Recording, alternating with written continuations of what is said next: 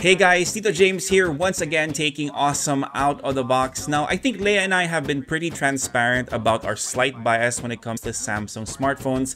Leia has been a Note user since the Galaxy Note 8 and I've been rocking an S-series device as my daily driver. So when they announced that they were releasing a smartphone that was 5G ready in the mid-range segment, I was admittedly very excited. But now that I have the Samsung Galaxy A42 5G in the home studio, am I still excited about this device? Well, there's definitely a lot to love about this device, but I also think that they've made some compromises in areas where I wish they hadn't. Speaking of which, something that you shouldn't compromise on is the gifts that you give your loved ones this Christmas. Was that a smooth enough segue for you? This brings us to the sponsor of this video, Lazada, who's having their grand Christmas sale on, you guessed it, 12/12. Now, we'll be sharing some of our amazing finds for less than 500 pesos on the channel really soon. So if you're looking for a stocking stuffer or that perfect Secret Santa gift so you can give a bit of happiness to your friends or your loved ones this Christmas, make sure you check it out. Now, if you've already found the perfect gift, make sure you check out on December 12 to 14 to take advantage of those awesome deals. Plus, they're also giving away a ton of discount and free shipping vouchers to sweeten the pot. So cross off more items on your Christmas list. Happy online shopping, guys. And now, back to the Samsung Galaxy A42 5G. Let's get into it. In terms of design, Leia and I are pretty split on this. I kind of like the layered look, the smartphone with different tones and that iridescent effect. That's pretty much the go-to design cue for 2020. But Leia isn't a big fan of horizontal stripes in general, and that's really a preference thing, so it's up to you guys if you like it or not. One thing that we do agree with, however, is the fact that we like the geometric patterns on the A51, or was it the A51S, a lot more. As for the build quality, the A42 is made out of polycarbonate plastic. That's the back panel and the frame. But it's not the same look and feel as the glass-stick ones we've seen in other A-series devices. Those camouflage the material used a little bit more, but the one on this phone, from the get-go, you definitely know it's plastic. The good thing about that is that the phone is relatively light and easy to handle with gentle curves, but I am a little bummed that they haven't been throwing in a jelly case with their more recent releases. For a tour of the button and port layout, you have access to the SIM tray on the left. The volume rocker and power button is on the right, and on the bottom you'll find the USB-C port flanked by headphone jack and the lone speaker. One of the biggest compromises for the A42 5G has to be the screen. I know it's a bit of a shock since usually when it comes to Samsung displays, I easily give them a thumbs up or 2 thumbs up.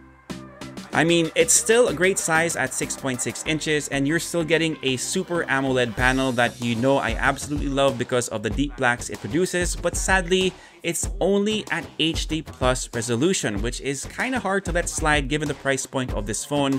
It should definitely be full HD, and I don't understand why they made this compromise.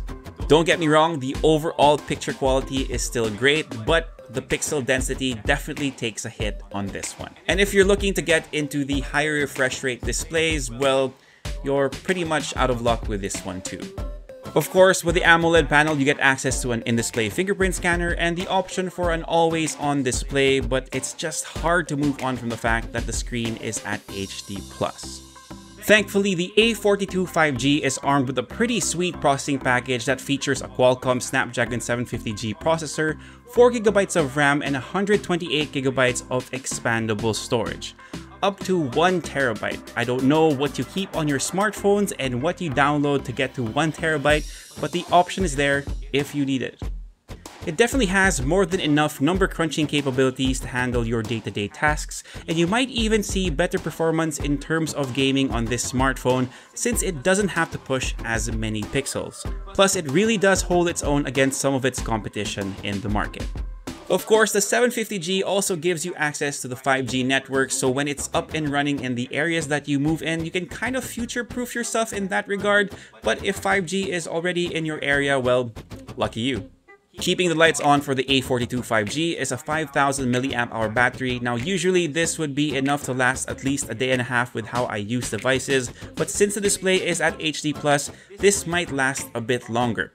We'll check how long the battery will last in our YouTube video loop test in our full review, so make sure you check back in a few days or check the website.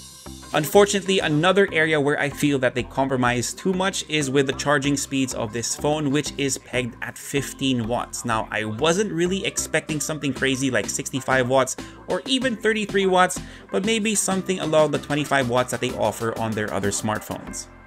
Now let's talk about their cameras, and it's a pretty similar setup we've seen in past mid-range offerings from Samsung.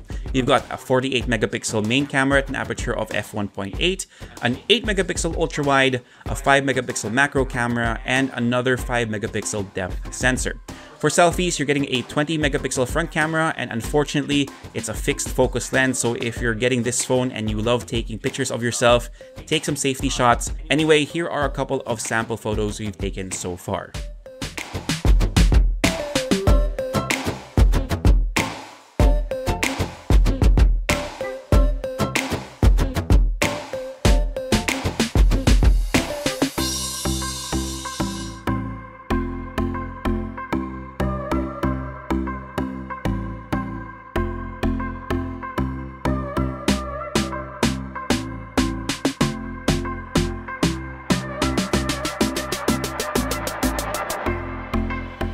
Lastly, let's talk about the pricing, and I'm pretty sure I'm gonna get a pretty big reaction from you guys. The Samsung Galaxy A42 5G is priced at 19,990 pesos. So yeah, definitely the pricing for this device is pretty steep considering some of the phones it's going against within the segment. Now, we've seen Samsung price devices similarly in the past, but I really do have mixed feelings about this device despite being a Samsung user. Now, on one hand, the internals of the A42 5G are pretty good, all things considered. Let's just leave Xiaomi out the mix since they pretty much wrecked the curve in every price point. But from everything else we've been seeing, it's pretty much on par. But the screen is just too much of a big blow for me since I personally watch a ton of videos on YouTube every day. I do see the difference between a 720p and 1080p display on this size, even though my eyes are that of a seasoned Tito.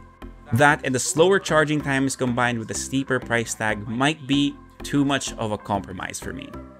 Still, if Samsung is your quote-unquote ride-or-die smartphone brand and you've been looking for a phone that doesn't cost as much as their flagships that will give you access to the 5G network, then you could put this on your radar. Although I've already seen a couple of leaks for the A52 5G, and if you want a 1080p display, you might want to wait for that. And with that being said, that's pretty much it for your quick look at the Samsung Galaxy A42 5G. If you made it to this point of this video, thank you so much for dropping by and spending a few minutes with me. I really appreciate it, guys. If you want to help us out, give this video a thumbs up, sub to the channel, and hit that notification bell if you haven't already. If you have any questions, leave them down below and I'll try my best to get to them as soon as I can. For all the latest in tech, head to unbox.ph, plus follow us on Facebook and on Instagram. My name is Tito James. Peace. God bless. See you guys next time. And of course, stay safe.